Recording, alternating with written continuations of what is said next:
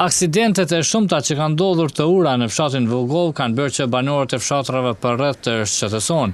Lek Maksutaj, kryetari i fshatit Vogov, thotë se kjo urë është shumë e ngushtë dhe kërkon zgjerimin e saj nga institucionet përkatëse. Ka pas fatkeqësi, e ura është e ma e ngushtë si asfalti, pra atë arsye mendoj se mund ndodhen edhe aksidente, me qenë se dorën zemra dhe shpejtësia është pak e teprume, por si do të qoftë ura është shumë e ngushtë.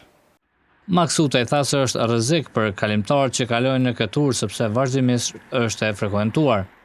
Me qenë se është edhe rrezik permanent dhe përkombësor, po kisha bo apel të institucionet gjithë se sigurisht që këtë pjesë të rrugës e ka qeveria apo nivel republike të ndërhyjnë dhe të ndojnë dorë në këtë pjesë, mos ndodhin më aksidentet. Ura fshatit Vogov ndodhet në magjistralen Gjakov-Qafprush, si një nga vendet më të frekuentuara të kësaj zone. Vetëm para 2 javësh një qytetar nga Shqipëria ka humbur jetën pasi është vetë aksidentuar dhe ka rënë nga ura.